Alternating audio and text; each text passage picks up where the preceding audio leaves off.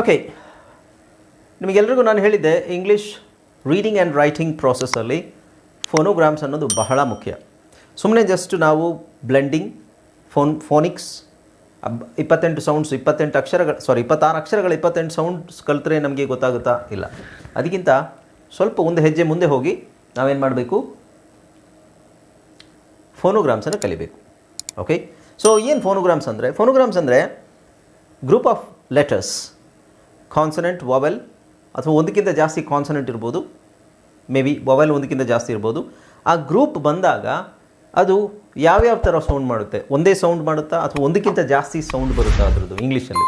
Okay, so let's see.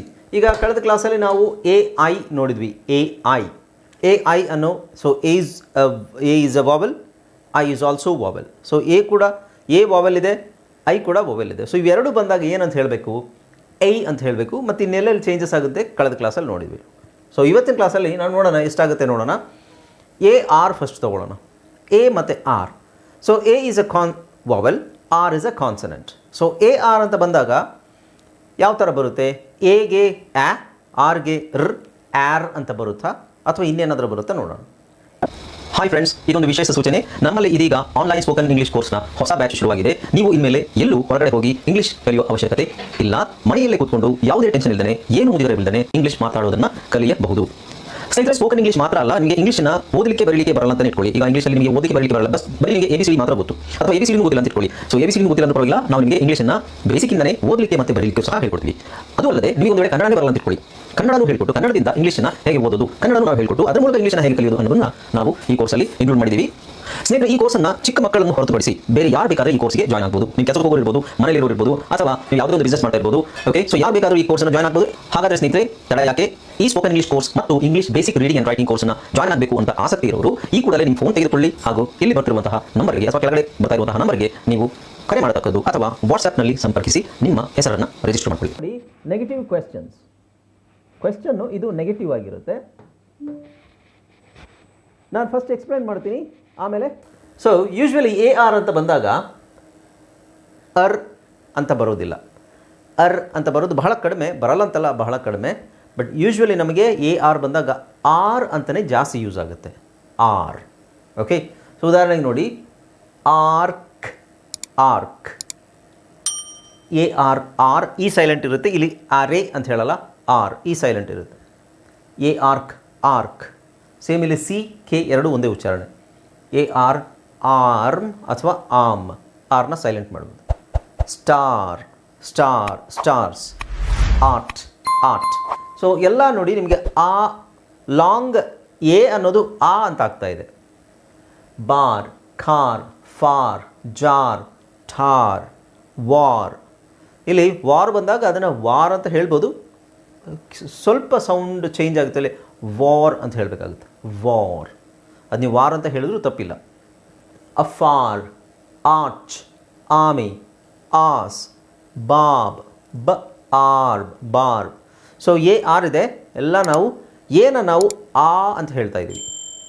A ಅಕ್ಷರ ಮಾತ್ರ A sound ಬಂದು ನಮಗೆ ಆ ಅಂತ ಬರುತ್ತೆ. ಯಾಕೆ? ಪಕ್ಕದಲ್ಲಿ ಆರ್ ಇದ್ದರೆ ನೋಡಿ, ಎಲ್ಲ ನಿಮಗೆ ಆಲ್ಮೋಸ್ಟ್ ತುಂಬ ವರ್ಡ್ಸ್ ಇದೆ ಈ ಥರದ್ದು. ಓಕೆ, ನಾವು ಸೊ ಇಲ್ಲಿ ನೋಡಿ, ಕಾಟ್, ಡಾಕ್, ಡಾನ್, ಡಾಟ್, ಫಾರ್ಮ್, ಗಾಮ್, ಇದೆಲ್ಲ ನೀವು you can go through this. ಈ ವರ್ಡ್ಸನ್ನು ನೀವು ಪ್ರಾಕ್ಟೀಸ್ ಮಾಡಿದ್ರೆ ಆಯಿತು.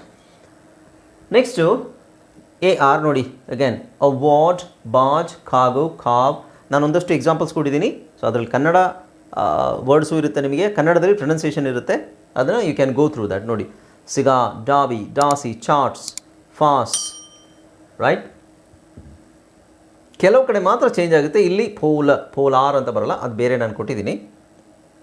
ಸೋಲಾರ್ ಅಂತ ಬರಲ್ಲ, ಸೋಲಾರ್. Okay, right. ಹಾಂ, ನೆಕ್ಸ್ಟ್ ನೋಡಿ, AR ಬಂದಿದೆ. AR ಬಂದಾಗ ಎಲ್ಲಿ ನಿಮಗೆ ಆರ್ ಅಂತ ಹೇಳಬೇಕು, ಎಲ್ಲಿ ಅಂತ ಹೇಳಬೇಕು. ನೋಡಿ, ಇಲ್ಲಿ ನೋಡಿ, ಅರೈಸ್, ಆರೈಸ್ ಅಂತ ಹೇಳಲ್ಲ. ಇಲ್ಲೇನಿದೆ,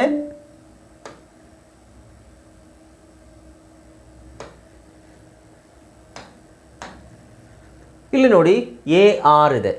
ಇದನ್ನು ನಾವು ಓಕೆ, ನಾನೇನು ಹೇಳಿದೆ ನಿಮಗೆ, AR ಅಂದರೆ ಆರ್ ಅಂತ ಹೇಳಬೇಕು ಅಂತ ಹೇಳಿದೆ. ಓಕೆ, ಬಟ್ ಇಲ್ಲಿ ನೀವು ಹಂಗೆ ಹೇಳೋಕ್ಕಾಗಲ್ಲ. ಆ ರೈಸ್ ಅಲ್ಲ, a rise, a rise. So ಇಲ್ಲಿ ಅ ಸಪ್ರೇಟಾಗಿ ಹೇಳಿ, ನಾವು ರೈ ಸಪ್ರೇಟಾಗಿ ಹೇಳ್ತೀವಿ. ಅ ರೈಸ್ ಒಂದೇ ಸಿಲಬಲ್ ಅಲ್ಲ, there are 2 syllables. A rise, a separate, rise separate, a rise. Next again ಇಲ್ಲಿ ಎ ಆರ್ ಇದೆ, ಇಲ್ಲೂ ಅಷ್ಟೇ ಎ ಸಪ್ರೇಟಾಗಿ ಹೇಳ್ತೀವಿ, ರೋಮ ಸಪ್ರೇಟಾಗಿ ಹೇಳ್ತೀವಿ. ಅ ರೋಮ, ಅ ರೋಮ, ಅ ರೋಮ, ಆ ರೋಮ ಅಂತ ಹೇಳಲ್ಲ, ಅ ರೋಮ. ಹಾಗೆ ಇಲ್ಲಿ ಅ ರೋಸ್, ಅ ರೋಸ್. ಹಾಂ, ಸೊ ಇಲ್ಲಿ ಅ ರೈ, ಸೊ ಇಲ್ಲಿ ಮಾತ್ರ ಸ್ವಲ್ಪ ಚೇಂಜ್ ಆಗುತ್ತೆ, array, array. Again same, A double R ಇದೆ, ಅ ರೈ. ಕೆಲವರು ಅದನ್ನು ಆರೈ ಅಂತ ಹೇಳ್ತಾರೆ, but array is the correct pronunciation. ಇಲ್ಲಿ ಡಬಲ್ ಆರ್ ಇದೆ, ಡಬಲ್ ಆರ್ ಇದೆ. ಸೊ ಡಬಲ್ ಆರ್ ಎಲ್ಲೆಲ್ಲಿ ಬರುತ್ತೆ ನಮಗೆ? ಆ ಅಂತ ಬರುತ್ತೆ, ಆ ರೈ, ಸಾರಿ ಆ ರೋ, ಆರೋ, ಆರೋ. ಇಲ್ಲಿ ಮಾತ್ರ ಸ್ವಲ್ಪ ಚೇಂಜ್ ಆಗುತ್ತೆ ಇದೊಂದರಲ್ಲಿ, ಮ ರೇ, ಮರೆ, ಅ ರೇ, ಅರೇ ಅಂತ ಆಗುತ್ತೆ. ಇದು ಆ ರೋ, ಆರೋ. ಇದೊಂದು ವರ್ಡ್ ಮಾತ್ರ ಸ್ವಲ್ಪ ಪ್ರೊನೌನ್ಸಿಯೇಷನ್ ಚೇಂಜ್ ಇದೆ, ಅರೇ. ಇದು ಆರೋ. ಯೂಶ್ವಲಿ ನೋಡಿ, ಎಲ್ಲಿ ನಮಗೆ ಎಲ್ಲಿ ಅ ಹೇಳಬೇಕು, ಎಲ್ಲಿ ಆ ಹೇಳಬೇಕು. In case of A R ಬಂದಾಗ ಎಲ್ಲಿ ಅ ಹೇಳಬೇಕು, ಎಲ್ಲಿ ಆ ಹೇಳಬೇಕು. ಡಬಲ್ ಆರ್ ಇದ್ದರೆ, ಎ ಆದಮೇಲೆ ಡಬಲ್ ಆರ್ ಇದ್ದರೆ, it's always, most of the times, ಕೆಲವು ಕಡೆ ಮಾತ್ರ, ಈಗ ಹೇಳಿದ್ನಲ್ಲ ಇಲ್ಲಿ ಅ ರೈ, ಇದನ್ನು ಆರೈ ಅಂತಲೂ ಹೇಳ್ತಾರೆ, ಅ ರೈ ಅಂತ ಹೇಳಬೇಕು ಇದನ್ನು. ಅದರ್ವೈಸ್ ಇಲ್ಲಿ ನೋಡಿ ಡಬಲ್ ಆರ್ ಇದೆಯಾ? ಇಲ್ಲೆಲ್ಲ ಡಬಲ್ ಆರ್ ಇದೆ. ಸೊ ಇದನ್ನೆಲ್ಲ ನೀವು ಇನ್ಕ್ಲೂಡಿಂಗ್ ಆ್ಯರೋನು ಇಲ್ಲಿ ಹಾಕೋಬೋದು. ಇದನ್ನೆಲ್ಲ ನಾವು carry, carry, Harry, Harry, Larry, Larry, marry, marry, parry, parry. So ಇಲ್ಲೆಲ್ಲ ಎ ಆರ್ ಇದೆಯಲ್ವಾ, ಎ ಆರಲ್ಲಿ ಬರುವಂಥ ಎ ನೀವು ಆ ಅಂತ ಹೇಳಬೇಕು, ಯಾಕೆಂದರೆ ಡಬಲ್ ಆರ್ ಇದೆ. ಡಬಲ್ ಆರ್ ಬಂದಾಗ ಆ ರ್ ಅಂತ ಹೇಳಬೇಕು. ಓಕೆ, ಸಿಂಗಲ್ ಆರ್ ಇದ್ದಾಗ ಏನಾಗುತ್ತೆ, ನೀವು ಸಿಂಗಲ್ ಆರ್ ಇದ್ದಾಗ ನಾವು ಅ ಅಂತ ಹೇಳಿದ್ರೆ ಆಯಿತು. ಅರ್ಥ ಆಯ್ತಲ್ವಾ?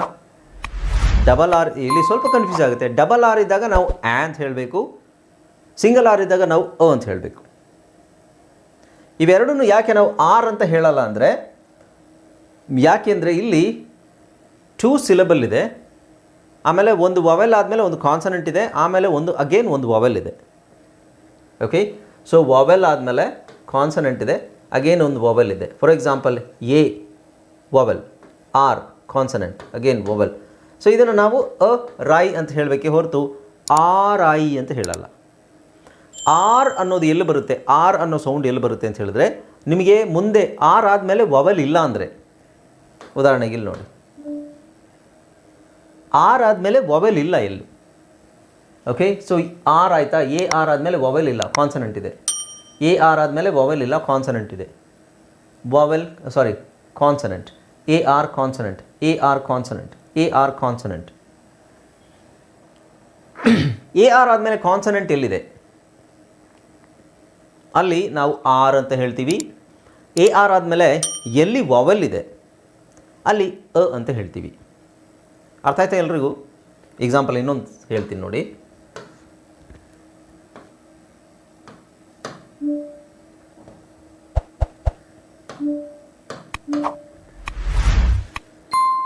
ಯೂಶ್ವಲಿ ಸೊ ಇದು ಹೇಗೆ ನಾವು ಆರ ಆ್ಯರ ಅಂತ ಫೈಂಡ್ ಮಾಡೋದು ಅಂತ ಹೇಳಿದ್ರೆ, ಎ ಆರ್ ಆದಮೇಲೆ ವವೆಲ್ ಇದ್ದರೆ, ವವೆಲ್ ವಿ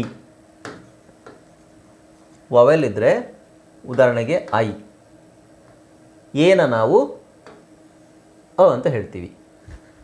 ಎ ಆರ್ ಆದಮೇಲೆ ವವೆಲ್ ಇದ್ದರೆ.